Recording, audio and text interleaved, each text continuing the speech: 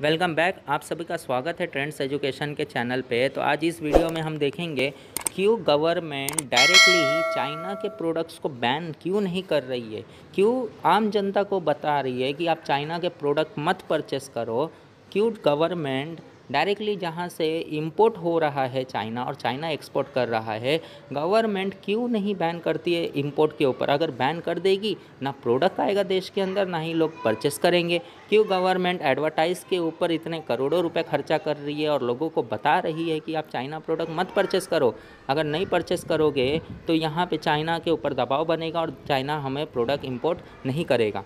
तो गवर्नमेंट क्यों नहीं, गवर्नमेंट के अंदर में तो सारे रूल्स एंड रेगुलेशन है, सब कुछ कर सकता है गवर्नमेंट। वो देश के लिए जो चाहे वो रूल पास कर सकता है। फिर भी गवर्नमेंट क्यों आम जनता को बता रहा है कि आप चाइना प्रोडक्ट मत परचेस करो, मत परचेस करो, क्यों डायरेक्टली बंद नहीं कर रहा है। तो इसका सिंपल सा रीज़न यहाँ पे हम बता दें कि इसका सिंपल सा रीज़न है कि गवर्नमेंट के ऊपर इंटरनेशनल रिस्ट्रिक्शंस का दबाव है। यानी कि अगर हम बात करें, जब देश में वर्ल्ड वॉर ख़त्म हुआ था, देश नहीं सॉरी वर्ल्ड के अंदर जब वर्ल्ड वॉर ख़त्म हुआ था, उसके बाद कई सारे संगठन हुए थे जिसके वजह से इंटरनेशनल ऑर्गेनाइजेशन का निर्माण हुआ था। और उस इंटरनेशनल ऑर्गेनाइजेशन में एक WTO था जिसका मेंबर लगभग 189 प्लस कंट्रीज़ आज है, जिसके अंदर हमारा जो भारत है वो भी वन टाइप ऑफ एक पावरफुल नेशन के तौर पर WTO का मेंबर है, जिसके अंदर हमारे एग्जीक्यूटिव्स, हमारे देश के एग्जीक्यूटिव्स वहाँ पे बहुत बड़ा रोल प्ले करते हैं।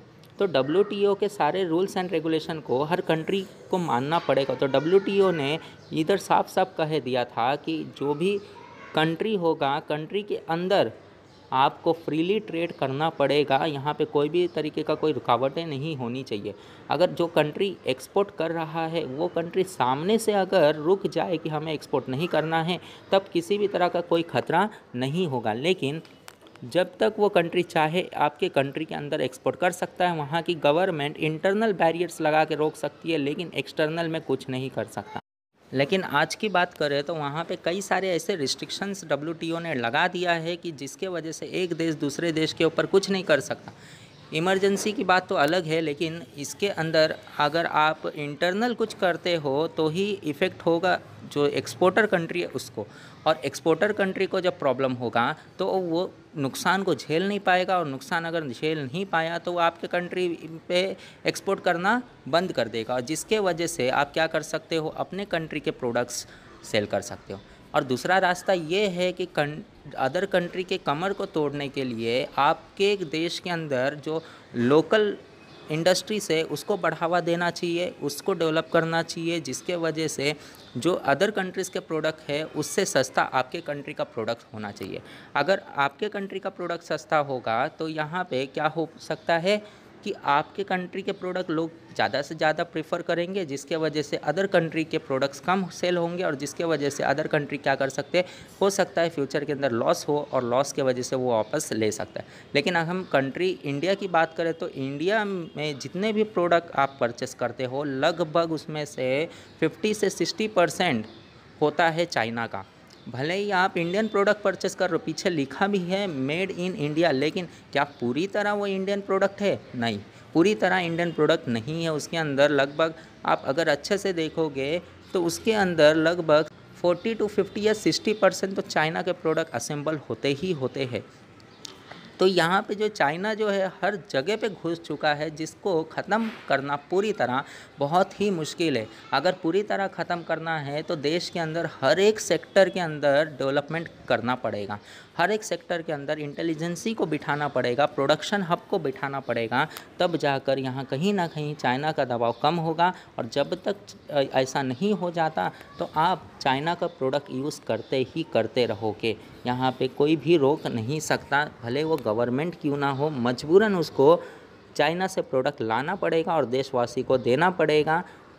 और सबसे बड़ी कारण यहाँ पे तो ये है कि आप इंडस्ट्री बड़े बड़े क्यों नहीं लगा सकते, आत्मनिर्भर क्यों नहीं बन सकते हो, क्योंकि यहाँ पे सबसे बड़ा प्रॉब्लम है industry and collaboration with education. क्योंकि एजुकेशन वैसा नहीं मिल रहा है जैसा इंडस्ट्री के साथ रहकर एक इंटर्नशिप में मिलता है। अगर दोनों को कोलैबोरेट कर दिया जाए तो इससे क्या होगा कि इससे जो है लोगों को प्रैक्टिकल नॉलेज और यंगस्टर के ऊपर एक नया प्रेशर बनेगा, जिसके वजह से यंगस्टर नए नए टेक्निक्स निकालेंगे। अब एक आध दो तो हर कोई निकाल लेता है, लेकिन सभी अगर निकाले तो यहाँ पे कई सारे प्रॉब्लम्स का सॉल्यूशन ऑटोमेटिक निकल के आ जाएगा।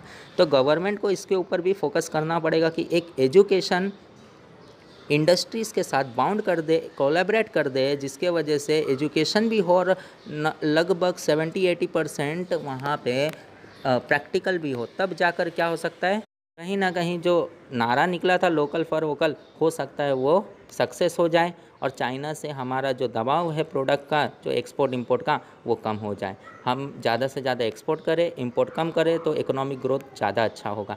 देखो, डेफिसिट बजट कब आता है, जब हम इंपोर्ट ज़्यादा करते और एक्सपोर्ट कम करते। अगर हम एक्सपोर्ट ज़्यादा करें, इंपोर्ट कम करें, तो इससे क्या होगा, डेफिसिट बजट भी कम होगा और सरप्लस अमाउंट ज़्यादा होगा, जिसके वजह से देश के अंदर एक तरीके का इकोनॉमिक ग्रोथ भी दिखाई देगा और लोगों के पास पर कैपिटा इनकम आएगा, जिसकी वजह से लोग अपने आमदनी को बढ़ा सकते और अपने आप को डेवलप कर सकते।